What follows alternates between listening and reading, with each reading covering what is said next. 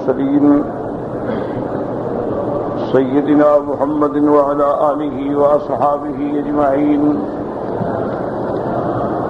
اللهم صل على سيدنا محمد وعلى آل سيدنا محمد كما صليت على إبراهيم وعلى آل إبراهيم في العالمين إنك حميد مجيد أعوذ بالله من الشيطان الرجيم بسم الله الرحمن الرحيم يا أيها النبي اتق الله ولا تطع الكافرين والمنافقين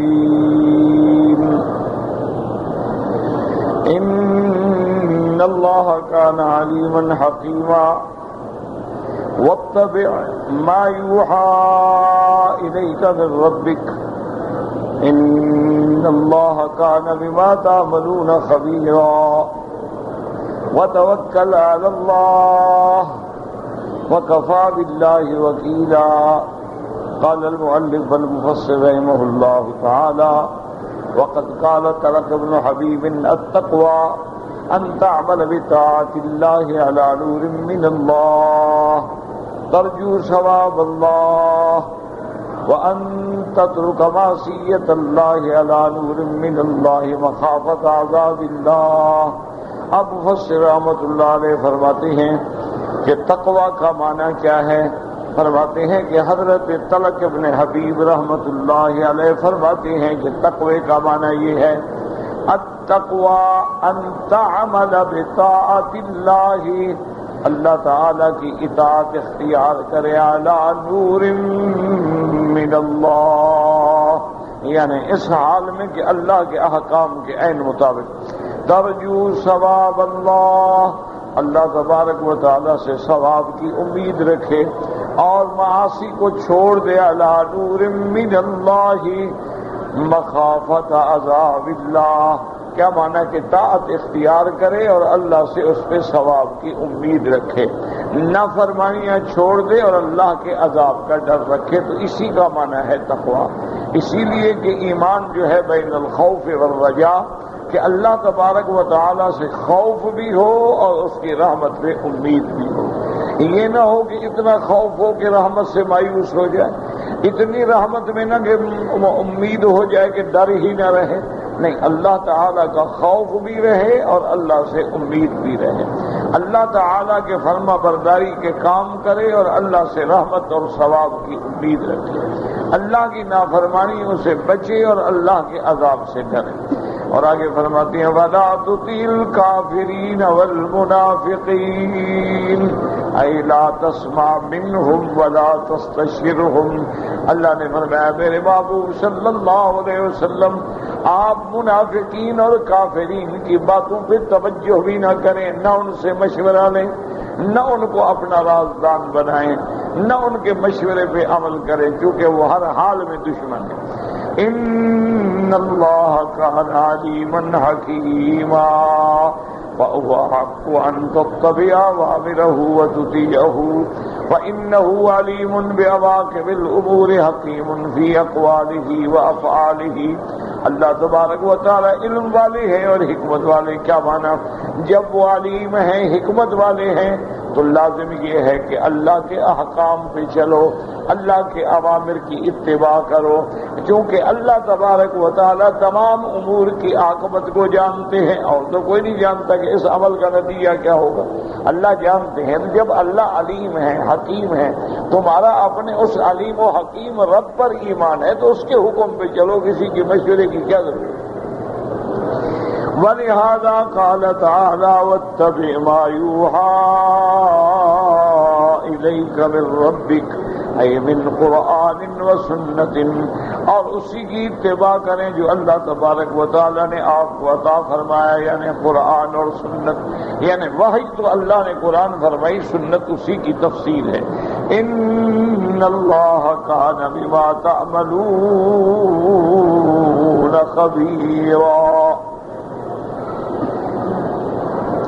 اور جو تم عمل کرتے ہو اللہ جانتے ہیں، اللہ دیکھنے والے، جاننے والے، اس سے کوئی چیز چھپی ہوئی نہیں ہے. فلا تخفى علیہ خافیہ، وتوکل علی اللہ ای فی جمیع امورک و احوالک، اپنے تمام معاملات و احوال میں اسی کی ذات پہ بھروسہ کریں. وکفی باللہ وکیلا، اور اللہ تبارک و تعالی ہی تمہیں کافی ہے.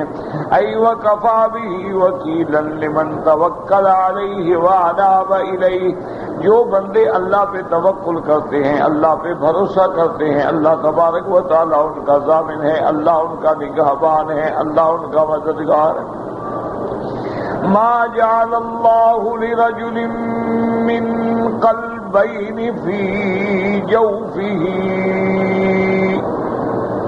وما جعل ازواجکم اللائی تظاہرون منہن امہاتکم وما جعل ادعیاءکم ابناءکم ذالکم قولکم بافواہکم واللہ یقول الحق وهو يهدي السبيل. ادعوهم لآبائهم هو أقسط عند الله فإن لم تعلموا آباءهم فإخوانكم في الدين ومواليكم وَلَيْسَ عَلَيْكُمْ جُنَاحٌ فِيمَا أَخْطَأْتُمْ بِهِ وَلَكِنْ مَا تَعَمَّدَتْ قُلُوبُكُمْ وَكَانَ اللَّهُ غَفُورًا رَحِيمًا. اب ان آیات مبارکہ میں اللہ تبارک و تعالی نے ایک خاص حکم نازل فرمایا ہے.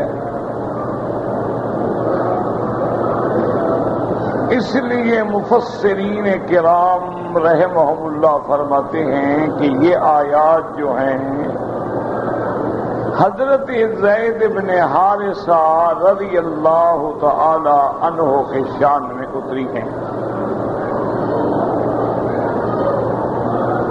حضرت زید بن حارثہ رضی اللہ تعالی عنہ وہ عظیم انسان ہیں جن کو حضور صلی اللہ علیہ وسلم نے نبوت ملنے سے بھی پہلے اپنا بیٹا بنا لیا،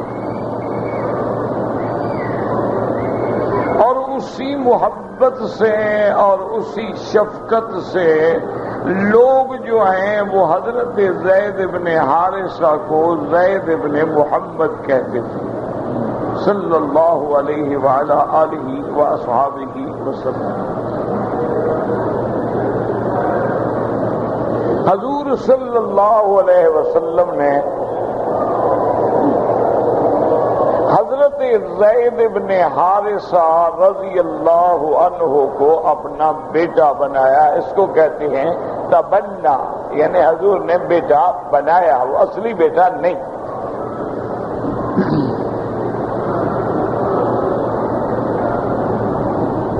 اصلی بیٹا یاد رکھو وہ ہوتا ہے جو تمہارے صلب سے ہو، تمہارے نطفے سے ہو، وہ حقیقی بیٹا. اسی طرح رضائی بیٹا ہوتا ہے کہ کسی کا آدمی نے دودھ پیا ہے تو وہ بھی ماں ہے، لیکن وہ رضائی ماں. ہاں، اس کے لیے بھی وہی حکم رہے گا جو حقیقی ماں کے لیے. کیا مانا؟ جیسے حقیقی ماں کا احترام ضروری ہے، رضائی ماں کا احترام بھی ضروری ہے. جیسے حقیقی ماں سے نکاح کرنا حرام ہے، رضائی ماں سے نکاح کرنا بھی حرام. جیسے حقیقی بہن سے نکاح حرام ہے، رضائی بہن سے بھی نکاح حرام. ما یحرم من النسب یحرم من الرضا، جو چیز نسب میں حرام ہے وہ رضا میں بھی حرام. اور اسی طرح فقہاء رحمت اللہ علیہم اجمعین نے مسئلہ لکھا ہے کہ ایک آدمی نے ایک عورت کا دودھ پیا، لیکن یاد رکھو دودھ پینے کی مدت جو ہے وہ 2 سال کے اندر، یعنی دودھ اگر 4 سال کے بعد پیے، 5 سال کے بعد پیے، 10 سال کے بعد پیے تو وہ مؤثر نہیں ہوگا، چونکہ مدت رضا جو ہے وہ 2 سال ہے۔ حولین کاملین لمن اراد ان یتم الرضاعہ۔ صرف ایک قول امام ابو حنیفہ رحمۃ اللہ علیہ کا ہے، وہ فرماتے ہیں کہ 2 سال اور 6 مہینے تھا، کیونکہ وہ اصل میں نے کئی دفعہ آپ کی خدمت میں عرض کیا ہے کہ امام صاحب جو ہے نا بڑے محتاط بڑے ہیں، خاص طور پہ جہاں حلال حرام کا مسئلہ آ جائے نا پھر امام صاحب بہت خیال کریں۔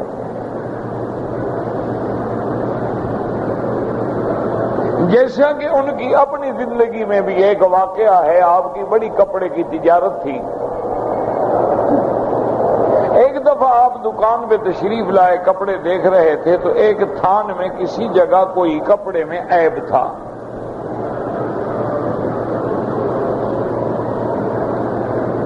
تو حضرت امام صاحب رحمت اللہ علیہ نے اپنے ملازم سے فرمایا کہ جب یہ کپڑا بیچو تو اس عیب کو بتا دینا ہے کہ بھئی اس کپڑے میں یہ عیب ہے، اس لیے اگر اس کی قیمت 10 ریال ہے تو اس کی 8 ریال، عیب بتا کے پھر بیچنا ہے، چونکہ اسلام نے بے شراء میں دھوکہ جو ہے وہ حرام رکھا ہے، ہر چیز واضح ہونی چاہیے۔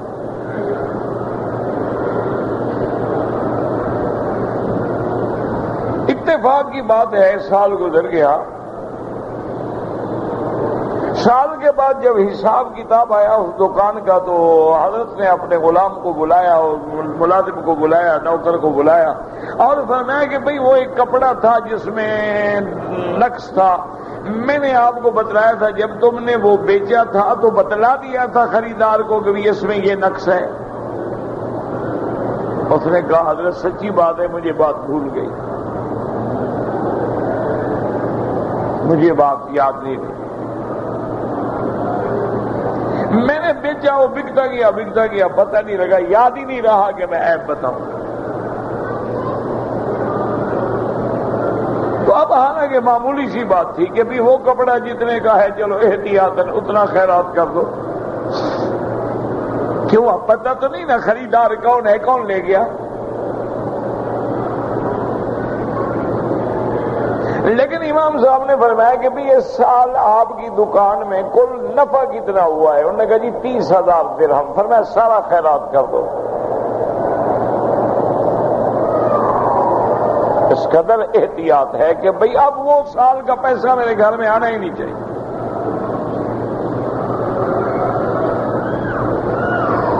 اسی لیے امام صاحب رحمت اللہ علیہ اتنی محتاط تھے کہ وہ ہر بازار کے دکان سے پھل نہیں خریدتے تھے، خاص دکان تھے، خاص باغات تھے جن کا پھل امام صاحب خریدتے تھے۔ تو لوگوں نے پوچھا کہ حضرت کیا وجہ ہے؟ فرمایا کہ لوگ باغ جو ہے سمر آنے سے پہلے بیچ دیتے ہیں کہ ابھی آم لگا ہی نہیں، ابھی آم کا نشان ہی نہیں، اور باغ بک گیا 2 سال کے لیے، 3 سال کے لیے، 4 سال کے لیے، 10 سال کے لیے۔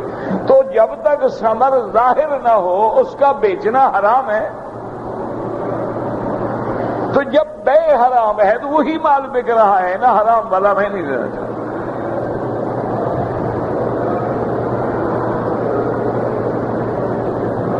صرف خاص باغات تھے جس میں معتقدین نے، محبت کرنے والوں نے امام صاحب رحمت اللہ علیہ کے لیے خاص رکھے جاتے تھے، ان کو خاص طور پہ حفاظت کی جاتی تھی اور وہ بیچے ہی نہیں جاتے تھے، وہ بطور ہدیہ حضرت کی خدمت میں پیش ہو جاتے تھے۔ تو حلال حرام میں امام صاحب اتنا ڈرتے ہیں کہ زبردست احتیاط۔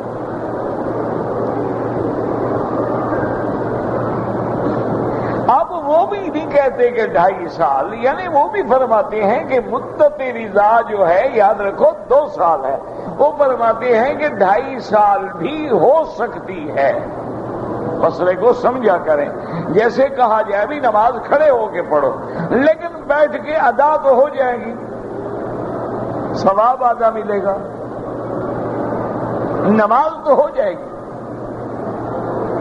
اگر کوئی آدمی شرمندہ نماز پڑھ رہا ہے، قمیص نہیں ہے، نماز تو ہو جائے گی، لیکن افضل یہ ہے کہ خذوا زینتکم عند کل مسجد، کہ جب اللہ کی دربار میں آؤ تو ٹھیک ٹھاک لباس پہن کے بن سنور کے آؤ۔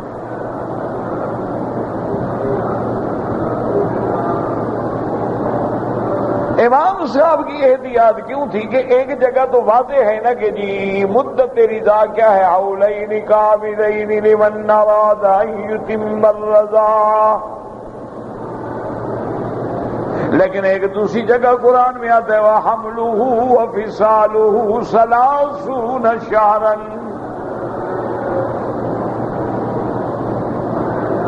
وہاں قرآن میں آتا ہے کہ حمل اور فصال کی مدت جو ہے 30 مہینے، تو 2 سال 24 ہو گئے اور 6 ماہ بلائیں 30 ہو گئے۔ تو امام صاحب فرماتے ہیں کہ اصل مشکل یہ ہوتی ہے کہ کبھی حمل جو ہے 9 مہینے کا ہے، کبھی حمل جو ہے 9.5 مہینے کا ہے، کبھی حمل جو ہے 6 مہینے کا بھی ہو سکتا ہے۔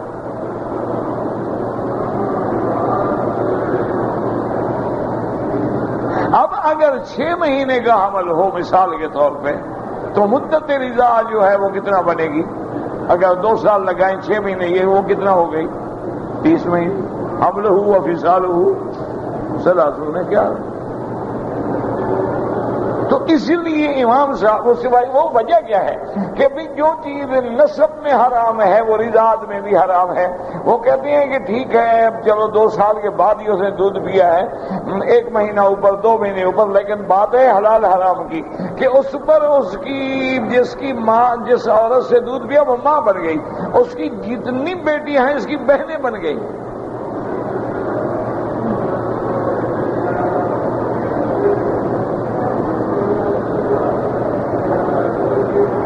اب ایک آدمی نے ایک عورت کا دودھ پیا ہے، اس کے 3 بیٹے ہیں 4 بیٹی ہیں، اس کے لیے تینوں بھائی بیٹے جو ہے بھائی بن گئے اور بیٹیاں جو ہے بہنیں بن گئی رضائی۔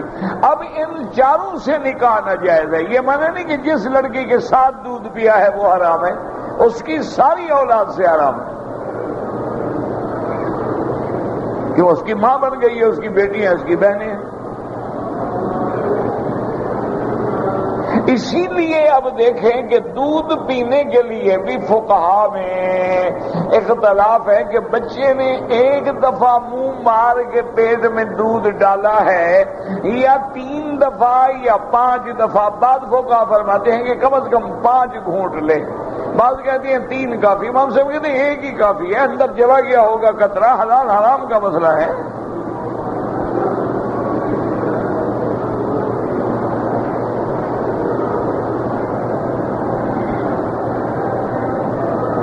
خدا کی شان دیکھیں کہ یہ مسائل اتنے نازک ہوتے ہیں کہ ہر معاملے میں 2 گواہ چاہیے، 2 گواہ نہ ہوں تو معاملہ ٹھیک نہیں۔ اچھا 2 مرد نہیں ہیں تو 1 مرد 2 عورتیں چاہیے، لیکن دودھ پلانے میں تو کوئی دیکھنے والا نہیں، عورت کہتی ہے میں نے دودھ پلایا ہے، وہ کہتے بس ٹھیک ہے، عورت کی بات سچی ہے، تو حلال حرام کا مسئلہ ہے۔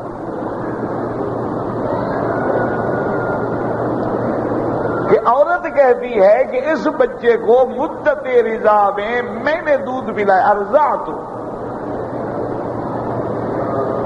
اب جب عورت دودھ پلاتی ہے وہ امام صاحب فرماتے ہیں کہ اس وقت وہ گواہوں کو بلائے کہ آؤ دیکھ لو میں دودھ پلا رہی ہوں۔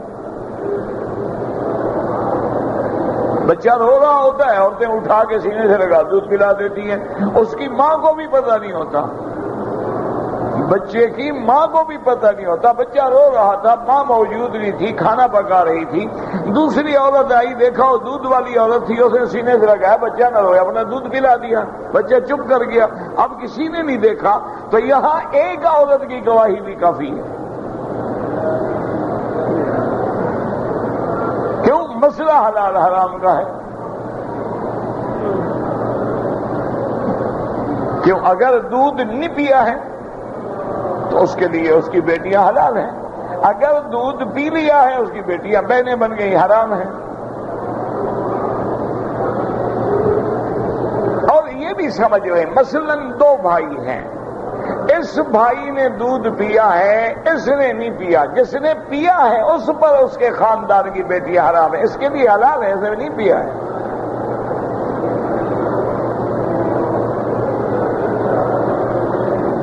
تو اس لیے سمجھیں تو ایک تو بیٹا ہوا صلب سے، جیسے کہ نوح علیہ السلام نے کہا تھا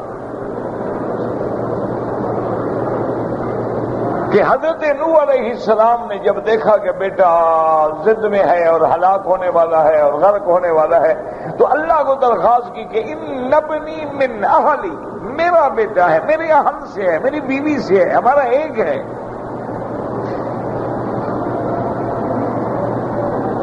یہ منہ میرا بیٹا نہیں، ان ابنی من اہلی وان وعدک الحق وانت احکم الحاکمین۔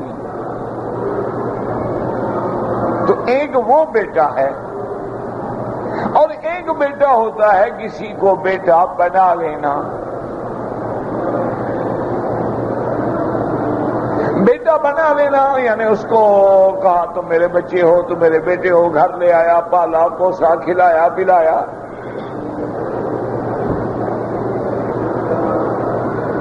جیسے کہ حضرت موسیٰ علیہ السلام، سیدنا موسیٰ علیہ السلام جب دودھ پینے کی عمر میں صندوق میں ڈال کے اماں نے دریا میں ڈالا، صندوق فرعون کے گھر میں پہنچی، صندوق کھولی گئی، فرعون کی بیوی نے دیکھا، حیران ہو گئی، بچہ ہے اور دودھ پینے والا اور صندوق میں بند ہے، اور اللہ اس کو کیسے ہمارے گھر میں لے آیا ہے؟ تو کہنے لگی عسیٰ ان ینفعنا او نتخذہ ولدا، ہو سکتا ہے یہ بیٹا ہمیں فائدہ پہنچائے یا ہم اس کو بیٹا ہی بنا لیں۔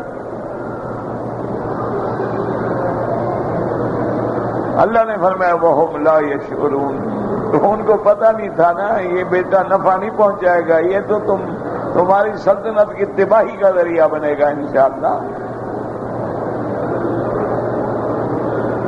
تو اب ایک بیٹا ہوتا ہے بیٹا بنانا، تو حضور نے بھی زید بن حارثہ رضی اللہ تعالی عنہ کو منہ بولا بیٹا بنا لیا، اور نبوت سے بھی پہلے، حتیٰ کہ وہ اتنا مشہور ہو گئی بات کہ لوگ اس کو زید بن حارثہ نہیں کہتے تھے، زید بن محمد کہتے تھے صلی اللہ علیہ وسلم، کہ حضور کا بیٹا، حضور کا بیٹا، حضور کا بیٹا۔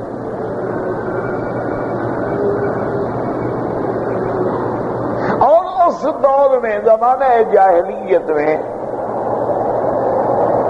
یہ بھی رواج تھا کہ جس بچے کو کوئی منہ بولا بیٹا بنا دیتا تھا تو اس کے لیے وہ جاہلیت میں یہ حکم تھا کہ جیسے بھئی اپنے بیٹے کی بیوی سے نکاح حرام ہے، اسی طرح اس کی بیوی سے بھی نکاح حرام ہے، بیٹا ہے نا وہ بھی۔ لیکن یاد رکھو منہ بولا بیٹا حقیقی بیٹا نہیں بنتا۔ جیسے آج کل لوگ ہسپتالوں سے لے آتے ہیں، چھوٹے بچے اٹھا کے لے آتے ہیں، یتیم خانوں سے لے آتے ہیں، پالتے ہیں، آگے اپنا نام لکھ دیتے ہیں، وہ تمہارا حقیقی بیٹا نہیں بنتا۔ جب بڑا ہو جائے گا پردہ بھی کرنا پڑے گا تمہاری بیوی کو، اس سے حقیقی بیٹا تھوڑا ہے وہ تمہارا، نہ تمہارا وہ وارث ہے، نہ تمہاری جائیداد میں اس کا کوئی حصہ ہے۔ بیٹا بنا ہے، شفقت کرو، محبت کرو، خدمت کرو، لیکن وہ بیٹے کے حکم میں نہیں آئے گا شرعاً۔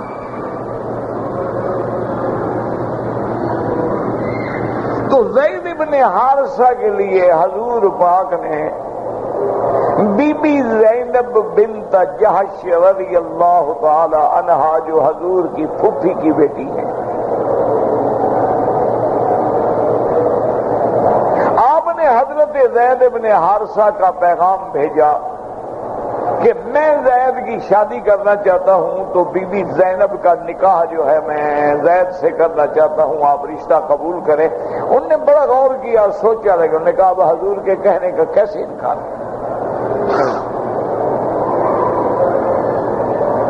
پہلے انہوں نے انکار بھی کیا، حضرت زینب کے بھائی آئے، عرض کیا کہ یا رسول اللہ آپ جانتے ہیں کہ بی بی زینب آپ کے پھوپھی کی بیٹی ہے اور عالی النسب ہے، اور زید کا تو حضور پتہ بھی نہیں کہ کس کا بیٹا ہے، وہ تو آپ نے ویسے بیٹا بنایا ہوا ہے نا، اصل کا تو پتہ ہی نہیں۔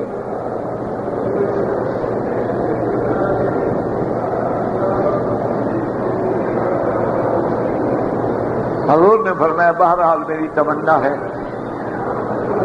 اللہ نے قرآن نازل کر دیا کہ ما کان لمؤمن ولا مؤمنۃ، اللہ نے فرمایا کسی مومن مرد یا کسی مومن عورت کو یہ حق نہیں پہنچتا جب میرا نبی کوئی بات کر دے تو بس تسلیم، جب اللہ کا نبی کوئی فیصلہ فرما دے پھر اگر مگر کی کوئی گنجائش نہیں۔ اب جب پتہ لگا تو بی بی نے اپنے بھائی سے کہا کہ ٹھیک ہے میں بھی زید کو قبول کرنا نہیں چاہتی، لیکن اب تو اللہ کا حکم ہے ہم انکار نہیں کر سکتے۔ حضور نے فرمایا تو ٹھیک ہے میں قبول کرتی ہوں۔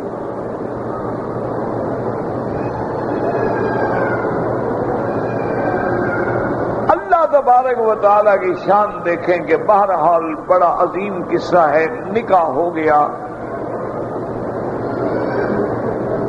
لیکن نکاح ہونے کے بعد جو درمیان میں ایک فرق تھا نا، وہ کسی بھی اسلام کہتا ہے نا کہ جب رشتہ کرو تو اپنے برابر کے خاندان میں کرو۔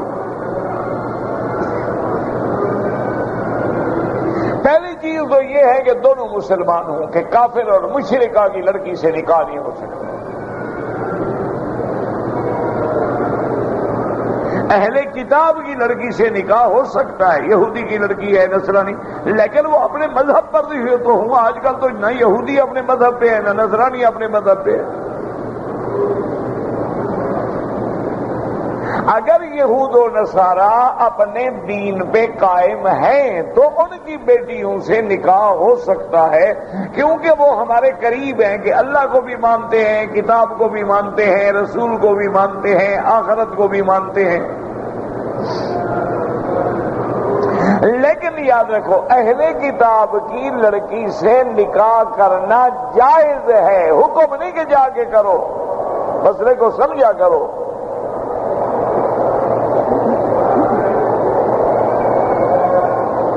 یعنی جائز ہے کیا مانا؟ مثلا میں یورپ میں پڑھتا ہوں، میں امریکہ میں پڑھتا ہوں، میں فرانس میں پڑھتا ہوں، طالب العلم ہوں، اب میں نے 16 سال یا 15 سال یا 10 سال پڑھنا ہے، اور وہاں ہر طرف شیطان ننگا ناچ رہا ہے، اور میں اپنے ایمان دین کو بچانا چاہتا ہوں، میں کیا کروں؟ مسلمان لڑکی نہیں ملتی تو اہل کتاب سے کر لوں۔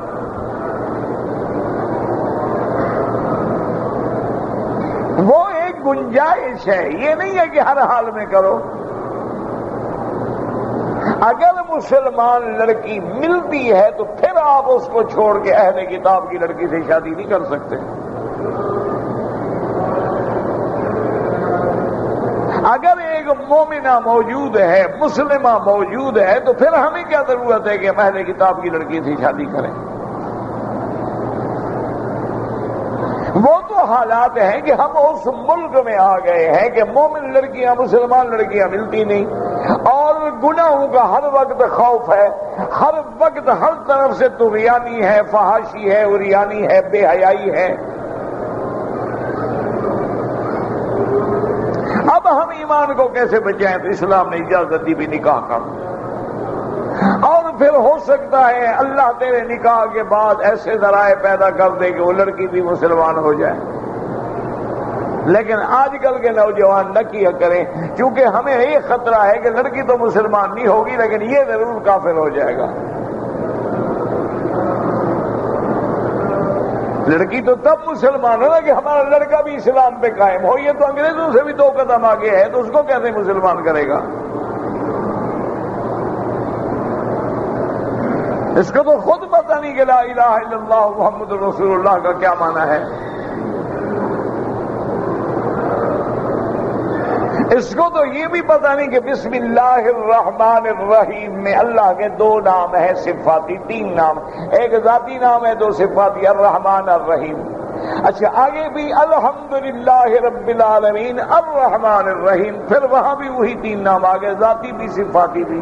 بھئی یہ کیوں آئے ہیں اس کو تو پتہ ہی نہیں۔ جب بسم اللہ میں ہم نے پڑھ لی ہے تو پھر فاتحہ میں پڑھنے کی کیا ضرورت تھی؟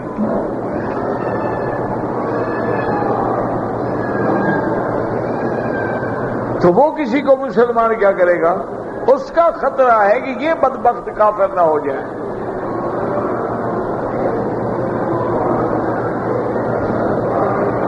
تو بہرحال اب مسئلہ سمجھیں کہ اگر مومنہ لڑکی ہے، مسلمہ لڑکی ہے، اور اس کا نکاح اللہ کے نبی طلب فرما رہے ہیں تو اس لیے بی بی راضی ہو گئی، ورنہ شرعاً حکم یہ ہے کہ کفر میں کرو۔ پہلا کفر کیا ہے کہ دونوں مسلمان ہوں، اور دوسرا کفر کیا ہے کہ دونوں ہم پلہ خاندان ہوں۔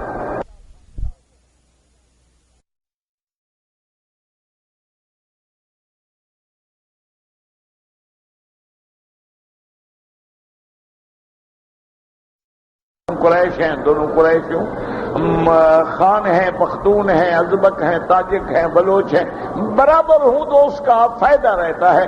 اگر ایک خاندان ذرا کمزور ہونا تو پھر مسئلہ پیدا ہو جائے، ورنہ اسلام میں تو کوئی پیشہ نہیں۔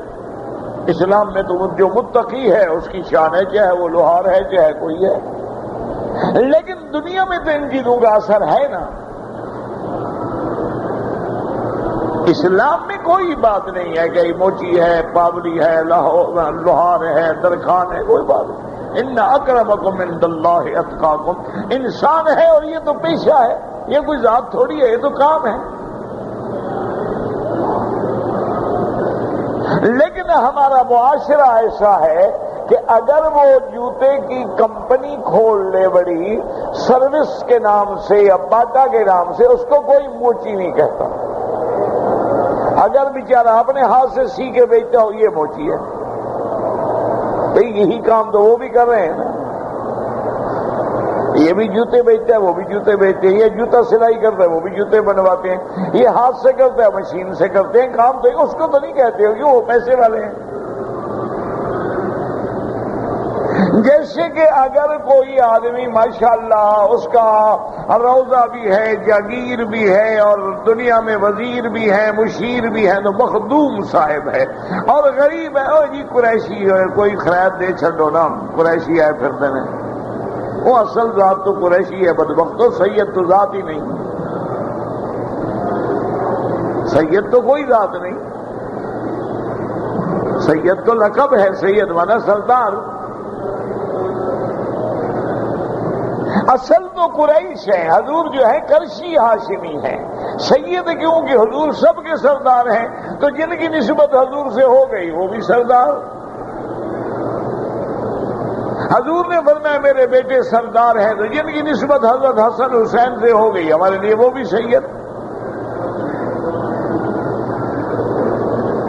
سیدۃ النساء فاطمۃ فی الجنہ، جو فاطمی ہیں وہ بھی سید، جو علوی ہیں وہ بھی سید، جو حسنی ہیں وہ بھی سید، جو حسینی ہیں وہ بھی سید۔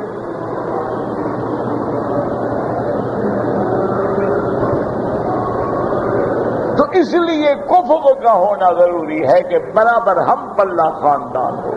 اچھا ہم پلہ کے ساتھ ساتھ معاملات اقتصادی میں بھی برابر ہوں تو بہتر ہے۔ اب ایک بہت امیر ہے ایک غریب ہے،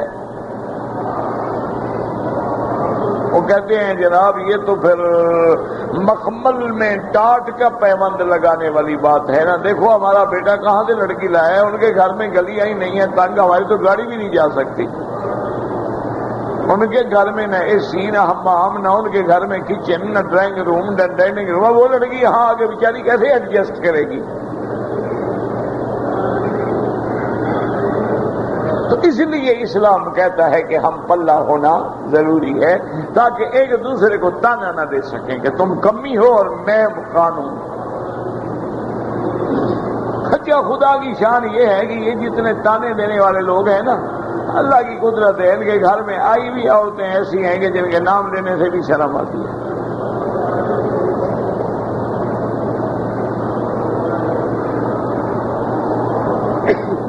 وہ ہمارا ایک تھانے دار دوست تھا، مر گیا بیچارہ۔ میں بچپن میں بڑا مجھ سے محبت کرتے تھے، بہت شریف انسان تھا، مخلص آدمی تھا۔ تو وہ کبھی کبھی ہنساتا تھا تو بیٹھے بیٹھے لطیفے سناتا تھا۔ وہ کہنے لگا بکی صاحب بات یہ ہے کہ اگر بندہ کالا ہو، بد شکل ہو، وہ بھی کبھی سید نہیں ہو سکتا، سمجھنا حلال کا نہیں ہے۔ اگر خوبصورت ہو اور غزالی آنکھیں ہوں، وہ بھی کبھی میراثی کی اولاد نہیں ہو سکتی، کسی سردار کی اولاد ہوگی، وہ بھی حرام کا ہوگا، حلال کا وہ بھی نہیں ہوگا۔ دیکھو سید کالا کیسے ہو سکتا ہے؟ اللہ کا نبی کالا تھا، حسن حسین کالے تھے، کیونکہ یہ کیسے کالا پیدا ہو گیا؟ اور کیا لگے کہ میراثی دیکھو عام طور پہ لیکن ان کی ساری لڑکیاں لڑکے بڑے خوبصورت ہوتے ہیں، ان کی اپنی اولاد ہو تو خوبصورت نہ ہو تو لوگوں کی اولاد ہوتی ہے۔ اسی لیے ایک دفعہ آغا شورش کاشمیری رحمت اللہ علیہ، اللہ اس کی قبر پہ کروڑوں رحمت کرے، وہ بھی ملنگ آدمی تھا، قلندر آدمی تھا، کسی سے ڈرتا ورتا کوئی نہیں تھا۔ اس کی پیروں سے کسی پیر سے جھگڑا ہو گیا، اس اللہ کے بندے نے اپنی چٹان میں باقاعدہ نام لکھنے شروع کیا کہ فلاں پیر فلاں پیر، فلاں پیر کی لڑکی کہاں ہے، فلاں کی کہاں ہے، فلاں کی کہاں ہے، فلاں کی کہاں ہے، فلاں پیر نے کہاں پہ شادی کی۔ سارے پیر اکٹھے ہو کے حکومت کے پاس گئے کہ جس کو روکو یہ کیا عذاب ہمارے گلے میں پڑ گیا ہے۔ آج بھی وہ چٹان کے صفحات محفوظ ہوں گے۔ تو گورنر نے کہا ابھی شورش جو ہے وہ انگریزوں سے نہیں دب سکا، اس کو انگریزوں نے جیلوں میں رکھا، الٹا لٹکایا، اس کے منہ پہ انہوں نے مرچوں کی دھونیاں چڑھائیں، لیکن وہ نہیں اپنی باز آیا تو ہم سے وہ کہاں دبتا ہے۔ جیسے عطا اللہ شاہ بخاری سو رہے تھے، تقریر کے بعد تھکے ہوئے تھے، ایک آدمی جو ہے نا حضرت کو مٹھیاں مارتے، میں کیا کرتے ہو؟ کہا حضرت دبا رہا ہوں۔ نے کہا ہمیں انگریز نہیں دبا سکا، تم بدبخت کیا دباؤ گے؟ جاؤ آرام سے کام کرو۔ دبا رہا ہوں، کو مٹھیاں بھر رہا ہوں، خدمت کر رہا ہوں، کیا دبا رہا ہوں؟ کیا دبانا چاہتے ہو؟ ہمیں انگریز نہیں دبا سکا، تم دبانے آئے ہو، جاؤ آرام کرو اپنا گھر کام۔ تو انہوں نے کہا کہ بھئی وہ شورش سے بچنے کا ایک ہی حل ہے کہ اس کے گھر چلے جاؤ، یہ اس کی بڑی کمزوری ہے، جو بندہ اس کے بعد چلا جائے نا بس اس کے بعد ختم ہو جاتا ہے۔ تو وہ جناب پیر صاحبان رات کو اندھیرے میں گھر آئے، انہوں نے کہا شورش صاحب تمہارے گھر آ گئے، مہربانی کرنا اگلے رسالے میں کوئی بکواس شکواس نہیں کرنا۔ انہوں نے کہا بس تسی گھر آ گئے ہو تو جنگ ختم ہی ہو گئی ہوگی، اور اسی کی لکھنا ہے، بس ختم ہو، بس قلم ٹوٹ گئی سر۔ تو یہ خدا کی شان ہے۔ اب یہی وجہ بنی کہ جب زید ابن حارثہ کی شادی ہو گئی تو ہر بات پہ بی بی زینب تانا دیتی تھی کہ زید دیکھو میں فرشی ہوں، میں محمد مصطفیٰ کی پھوپھی کی بیٹی ہوں اور تم ایک غلام ہو، اگر اللہ کے نبی کا حکم نہ ہوتا میں کبھی تمہیں قبول نہ کرتی۔ حضرت زید روتے ہوئے حضور کے پاس آ جائیں گے، یا رسول اللہ تو بڑا مشکل مسئلہ ہو گیا، اب ہر وقت جو بیوی تانا دے میں کب تک برداشت کروں، اور برداشت نہ کروں تو محمد مصطفیٰ کی پھوپھی کی بیٹی ہے، میں کیسے اس پر تشدد کروں؟ یا رسول اللہ میں طلاق دینا چاہتا ہوں۔ حضور نے فرمایا اللہ کے بندے صبر کرو، ہم سے کرے گا زوجک، اللہ کے بندے برداشت کرو، صبر کرو۔ پہلے تیری شادی کرنے پہ ساری برادری میری مخالف ہو گئی کہ اللہ کے نبی نے اپنی پھوپھی کی بیٹی غلام کو دے دی، اب تم طلاق دو گے تو ایک دفعہ اور برادری بھڑک اٹھے گی، میرے لیے مشکلات تو پیدا نہ کرو، طلاق نہ دو، صبر کرو۔ وہ 2-4 دن صبر کرے پھر آ گیا رسول اللہ میں طلاق دینا چاہتا ہوں، میرا نہیں گزارا ہوتا۔ حضور میں ہر وقت کیسے بیوی کے نیچے لگ کے رہوں؟ ہر وقت جو بیوی کہے تم غلام ہو، تم غلام ہو، تم غلام کے بیٹے، رسول اللہ میں تو کوئی غلام نہیں۔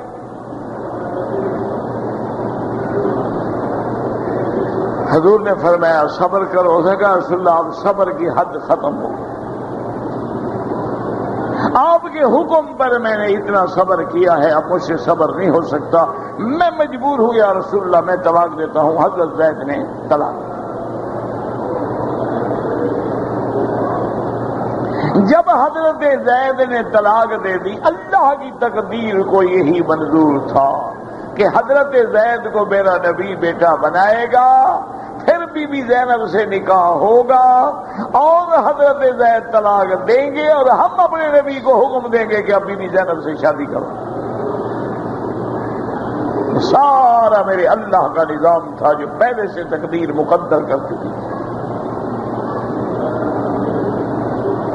اللہ نے حکم دیا کہ محمد مصطفیٰ اب آپ نے بی بی زینب سے نکاح کرنا ہے، تاکہ ہم جاہلیت کی رسم کو مٹانا چاہتے ہیں کہ منہ بولا بیٹا ہوتا ہے، وہ حقیقی بیٹا نہیں ہوتا، اس کی متعلقہ سے نکاح ہو سکتا ہے۔ اس رسم جاہلیت کو مٹانے کے لیے ہمارا حکم ہے اور نکاح آپ نے کرنا ہے۔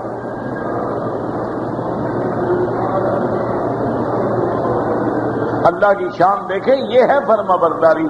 حضور نے حضرت زید کے ذریعے پیغام بھیجا۔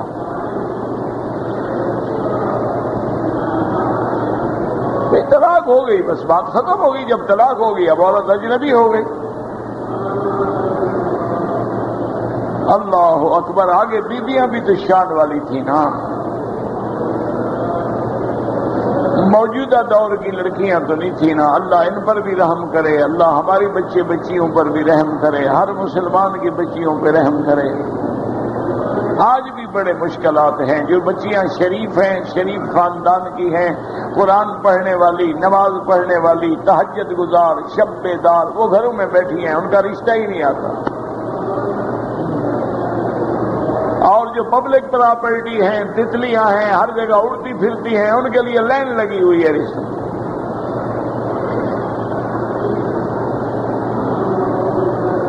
وہ پھر چوائس کرتی ہیں کہ کس سے کریں۔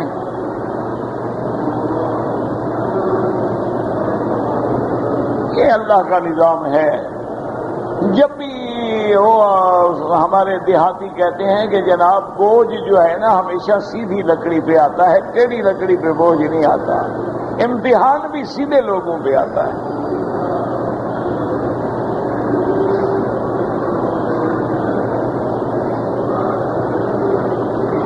حضور نے پیغام بھیجا۔ اب دیکھیں شان والی بیوی ہے۔ اس نے کہا استخیر ربی، اس نے کہا حضور کا پیغام سر آنکھوں پہ ہے، لیکن میں پہلے اپنے اللہ سے مشورہ لوں گی، اللہ سے پوچھوں گی، اگر اللہ چاہیں گے تو پھر میں ہاں کروں گی۔ اب حضور سے نکاح کے لیے پوچھنے کی کیا ضرورت ہے؟ بڑا استخارہ دعا ہوتا ہے نا، جہاں ڈر ہو کہ بھی خیر ہے یا شر ہے۔ حضور سے نکاح تو خیر ہی خیر ہے نا، رحمت ہی رحمت ہے، شان ہی شان ہے، لیکن نہیں، اللہ کا حکم ہے لہذا استخارہ کر۔ اللہ نے فرمایا فَلَمَّا قَضَىٰ زَيْدٌ مِّنْهَا وَطَرًا، فَلَمَّا قَضَىٰ زَيْدٌ مِّنْهَا وَطَرًا زَوَّجْنَاكَهَا۔ اللہ نے فرمایا میرا محبوب جب زید نے اپنی حاجت پوری کر کے طلاق دے دی، ہم نے اپنے حکم سے تیرا نکاح کیا بی بی زینب سے، تاکہ اس جاہلیت کی رسم کو مٹا ڈالیں۔ سیدہ زینب فرماتی ہیں دخل رسول اللہ صلی اللہ علیہ وسلم، حضور میرے گھر میں تشریف لے آئے، اور ایسے وقت میں آئے کہ ایسے وقت میں حضور کبھی نہیں آتے ہیں۔ اور پھر حضور نے یہ بھی خیال نہیں فرمایا کہ میں اجازت لے لوں، اندر داخل ہونے سے پہلے حضور سیدھے اندر آ گئے۔ میں حیران ہو گئی۔ حضور نے فرمایا زینب بالکل حیران نہ ہوں، ان اللہ زوجنی، میرے اللہ نے نکاح کر دیا ہے، تم میری بیوی ہو۔ اسی لیے بی بی زینب، بی بی عائشہ، بی بی حفصہ، بی بی ام سلمہ، سارے وقت بیویوں سے ناز میں کبھی کبھی کہتی تھی کہ عائشہ تیرا بڑا شان ہے، حفصہ تیرا بڑا شان ہے، لیکن تیرا نکاح ابو بکر نے کیا، تیرا نکاح عمر نے کیا، میرا نکاح خدا نے کیا ہے۔ بیوی فرماتی بھی تمہارا نکاح ہے بڑا شان ہے، تمہارے شان کو میں مانتی ہوں، لیکن تمہارا نکاح آپ کے ابا ابو بکر نے کیا ہے، ان کا نکاح ان کے ابا حضرت عمر نے کیا ہے، اور پھر تم دونوں کے نکاح زمین پہ ہوئے ہیں، میرا نکاح تو اللہ نے عرش سے کیا ہے۔ تو اس میں یہ آیت ہے، جس آیت کو ہم نے پڑھا ہے اسی میں مسئلہ بتلایا جا رہا ہے کہ زبان کے بولنے سے نہ بیوی ماں بن جاتی ہے نہ بیٹا بیٹا بن جاتا ہے، بیٹا حقیقی حقیقی ہوتا ہے، نسبی نسبی ہوتا ہے، موتا بننا ہوتا ہے، بیوی بیوی ہوتی ہے، ماں ماں ہوتی ہے۔ صرف کسی کو اپنی بیوی کو ماں کہنے سے یہ تھوڑا ہے کہ وہ ماں بن جائے، اس لیے اللہ نے یہ احکام بیان کیے ہیں۔ زندگی باقی انشاءاللہ تو بات باقی، واللہ اعلم۔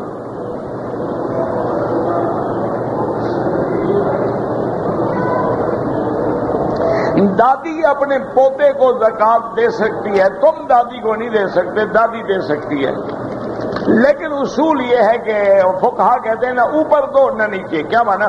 نہ باپ بیٹے کو دے نہ بیٹا باپ کو دے، نہ دادا پوتے کو دے نہ پوتا دادے کو دے۔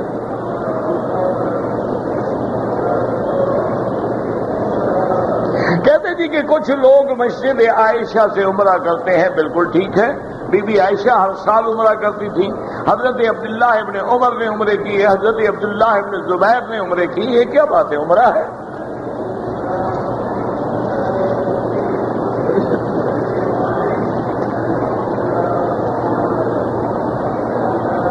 عشرہ مبشرہ صحابہ کو بشارت دی، زندگی میں حضور نے جنت کی، لیکن بعض علماء فرماتے ہیں یہ وہ لوگ ہیں جن کو ایک دفعہ بشارت دی گئی، اور ورنہ تو کئی صحابہ ہیں جن کو حضور نے بشارت دی۔ باقی موقع پر کس موقع پر وہ کتاب میں عشرہ مبشرہ پر احوال دیکھ لیں۔ حضرت ابراہیم نے تعمیر کعبہ کیا، ان کی اولاد نے مسجد اقصی کیوں تعمیر کی؟ تو مسجد اقصی کو توڑ دیتے ہیں نا، عجیب بات ہے، مسجد تو تھی نا وہ اللہ کے بندے، قبلہ بھی رہا، مسجد بھی تھی، تو اس کی تعمیر کیوں منع تھی؟ اللہ نے بھی اس کا ذکر باقی رکھا، من المسجد الحرام الی المسجد الاقصی۔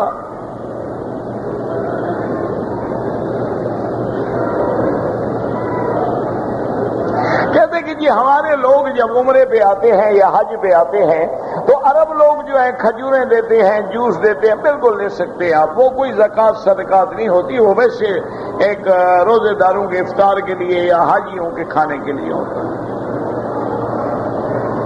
احرام کی حالت میں بال ٹوٹ جائے، گر جائے، کچھ بھی نہیں ہوتا، مانا ہوتا ہے خود نہ کاٹو، خود نہ توڑو، ٹوٹ گیا ٹوٹ گیا۔ نفلی عبادت ہو یا کوئی نماز، نماز سجدے کی جگہ پر نظر ہو، نماز کا معنی ہے بندگی، عاجزی، تذلل۔ عاجزی کا معنی یہ نہیں ہوتا کہ آنکھیں آنکھوں میں ڈال کے بات کرو، نظر نیچے ہو۔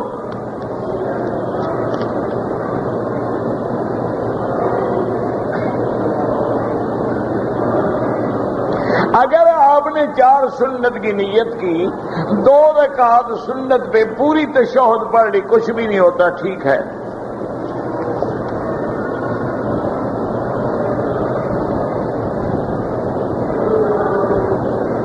میں بہت پریشان رہتا ہوں، جن آدمیوں سے قرضہ لینا ہے وہ قرضہ نہیں دیتے، اور بہرحال پریشان ہونے سے مسئلہ حل تو نہیں ہو گیا نا؟ پریشان ہونے سے مسئلہ بگڑ تو سکتا ہے، حل نہیں ہو سکتا۔ تم ہر چیز اللہ پہ چھوڑ دو اور اللہ سے لو لگا لو، روزانہ 2 رکعت نماز پڑھ کے اللہ سے دعا مانگو کہ اللہ میری پریشانیاں مشکلات حل فرما دے۔ احرام کی حالت میں وضو کیا، داڑھی کے بال گر گئے، کچھ بھی نہیں ہوتا۔ اگر میں نے غلطی سے خوشبو والے صابن سے ہاتھ دھو لیے، 1-2 ریال خیرات کر دیں، کیونکہ فوراً آپ نے دھو لی ہے نا، خوشبو زائل ہو گئی۔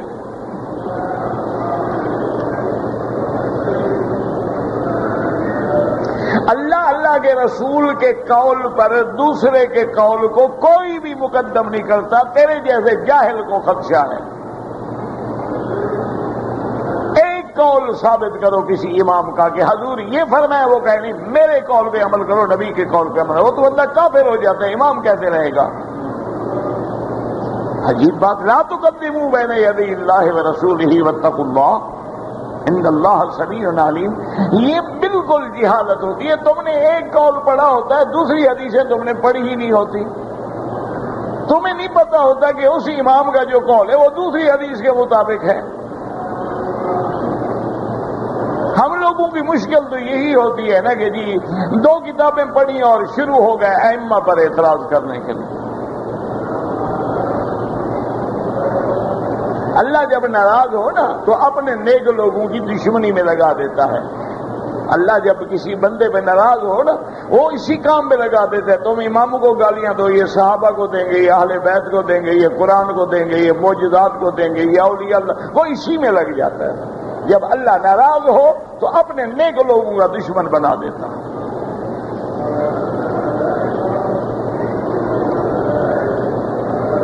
اللہ کے سوا کسی کی قسم کھانا جائز نہیں، نہ نبی کی، نہ ولی کی، نہ کسی بزرگ کی۔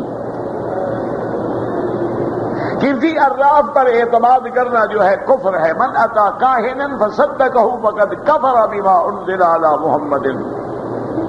ہم مردوں سے مدد مانگ سکتے ہیں؟ نہیں مانگ سکتے۔ دھاگا واگا گلے میں نہ پہنے، شرک خفی جو ہے وہ ریا ہے، عروۃ الوثقی جو ہے لا الہ الا اللہ محمد الرسول اللہ۔ ایک ہی آدمی ہے بیٹھا ہے لکھ رہا ہے، مولوی مفت ہے، پوچھتے رہو۔ ان کا مقصد سوال کرنا نہیں ہوتا، ان کے دو مقصد ہوتے ہیں، ایک تو ہوتا ہے تنگ کرنا اور ایک ہوتا ہے کہ مولوی کہیں غلطی کرے اور ہم پکڑیں۔ اللہ کا شکر ہے اتنا عرصہ ہو گیا، ہمیں بھی تجربہ ہو گیا، تمہارے جیسے لوگوں کو چڑھاتے چڑھاتے ہمیں بھی وہ چت دیکھ کے اندازہ ہو جاتا ہے پوچھنے والا ہے یا اعتراض کرنے والا ہے۔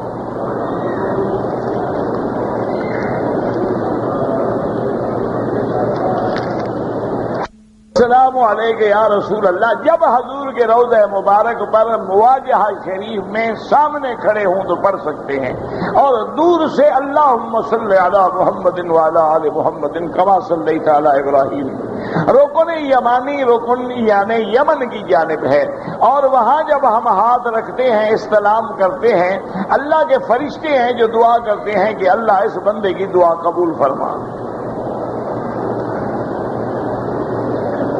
البتہ ہمارا 3 طلاقیں، حجر اسود کے سامنے ایک ہاتھ اٹھائیں جائز ہے، 2 اٹھائیں جائز ہے، کوئی مسئلہ نہیں۔ اگر ہاتھ لگ جائے تو بوسہ دیں، نہ لگے تو بوسہ دینے کی ضرورت نہیں ہے۔ غزوہ حنین جو ہے یہ جعرانہ اور طائف کے علاقے میں ہے۔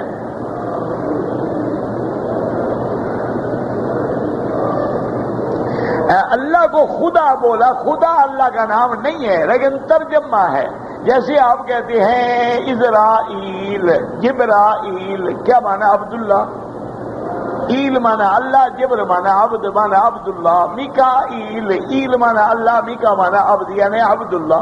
یہ تو نام ہے، خدا بھی تفسیری نام ہے، ترجمہ ہے، اللہ کے ناموں میں تو نہیں ہے۔ کون کہتا ہے کہ اللہ کے ناموں میں خدا ہے؟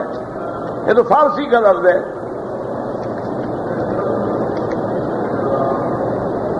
صفا مروہ دوڑنے کے بعد 2 رکعت نہیں ہوتی، طواف کے بعد 2 رکعت ہوتی ہیں۔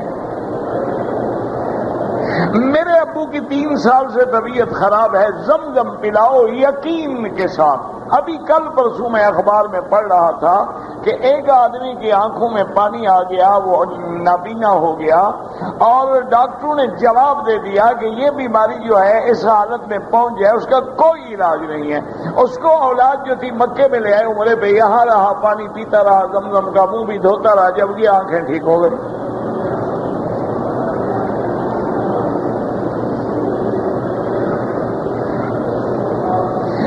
پاکستان سے جدہ آئے، جدہ سے مکہ پہنچے بغیر احرام کے، پھر ہم نے مسجد عائشہ سے احرام باندھ کے عمرہ کیا۔ ایک دم ادا کریں کہ آپ نے میقات سے بغیر احرام کے تجاوز کیا ہے۔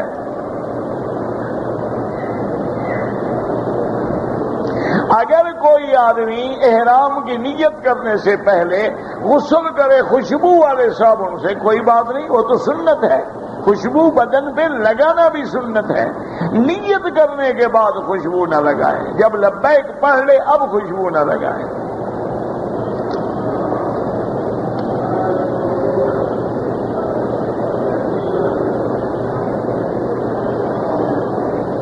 بہرحال نفل کا بہت بڑا ثواب ہے، اس میں کوئی شک ہے، نفلیں پڑھا کرو۔ اس کی وجہ یہ ہوتی ہے کہ نفل پڑھنے سے جو سنت میں کمی ہے وہ اللہ نفل سے پوری کر دیں گے، فرض میں کمی ہے وہ پوری ہو جائے گی۔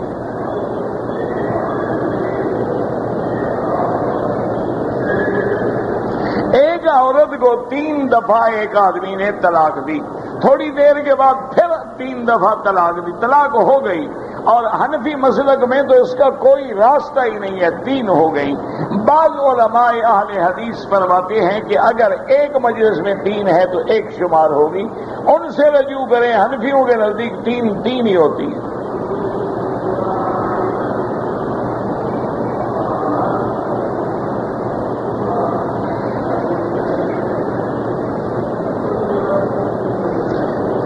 اللہ کے بندے، حملہ و فصالہ دونوں کو ملا کے 30 مہینے بناؤ نا، کیسے بناؤ گے؟ چلو حمل ہوا 9 مہینے، باقی کتنے بچے 30 میں سے؟ بھائی 30 میں سے 9 کاٹ لو، باقی کتنے بچے؟ ہاں جی 21۔ تو اب مدت رضا کیسے بناؤ گے؟ ذرا عقل لڑاؤ نا۔ اچھا اب 30 میں سے ہم نے 10 مہینے حمل ہو گیا، بچہ پیدا ہوا 10 مہینے کے بعد، تو اب مدت رضا باقی کتنی بچے گی؟ تو وہ 2 سال کیسے بنے گی؟ وہ تو 20 مہینے بچی۔ یہ آیت کھول کے تفسیر پڑھ لو، اعتراض کرنا آسان ہے، مسئلہ سمجھنا مشکل ہے۔ اچھا کبھی حمل 2 سال کا بھی ہوتا ہے، اس کی رضاعت کیسے ہوگی؟ کبھی حمل 3 سال کا بھی ہوتا ہے، اس کی مدت رضاعت کیسے کرو گے؟ یعنی بعد میں پھر 2 سال، پھر وہ حمل ہوا فصال ہو 30 شہرا کیسے مرتب کرو گے؟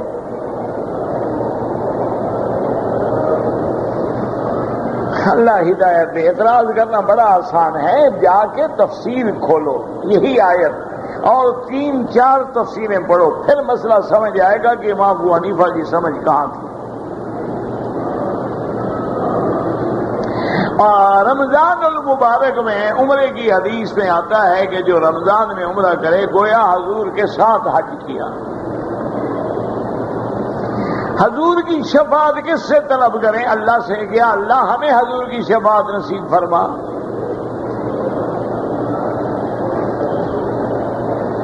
کچھ لوگ کہتے ہیں کہ جب تمہیں چھینک آتی ہے تو کوئی تمہیں یاد کرتا ہے۔ اچھا چھینک آئے، کھانسی آئے تو پھر کیا ہوگا؟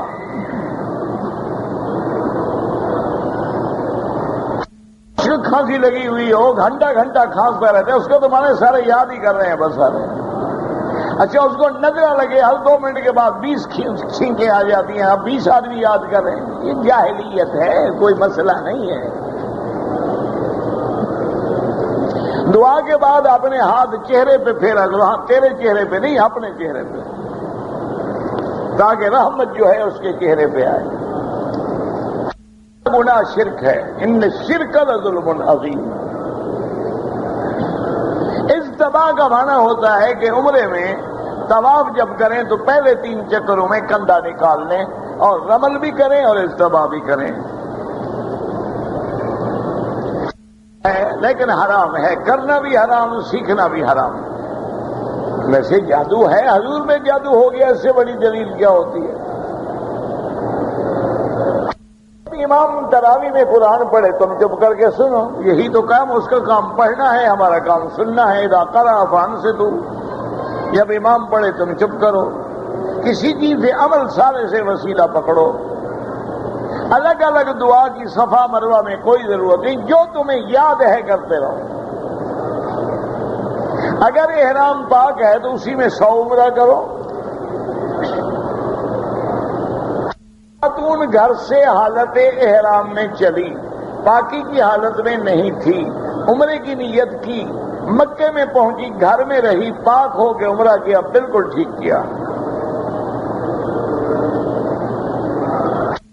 منورہ سے آتے ہوئے اس کو اندیشہ ہے کہ مجھے حیض آ جائے گا، تو وہ یہ نیت بھی کر سکتی ہے کہ یا اللہ جہاں تو نے مجھے روک دیا میں رک جاؤں گی، پھر احرام کھول سکتی ہے۔ کے دوران کندھا بھی نہیں نکالا، رمل بھی نہیں کیا، کوئی جرمانہ نہیں۔ اس کی وجہ سے بغیر احرام باندھے مکے میں عورت آ گئی، اب پاک ہونے کے بعد عمرہ بھی کرے، دم بھی ادا کرے۔ نکاح نکاح نکاح نکاح نکاح نکاح نکاح نکاح نکاح نکاح نکاح نکاح نکاح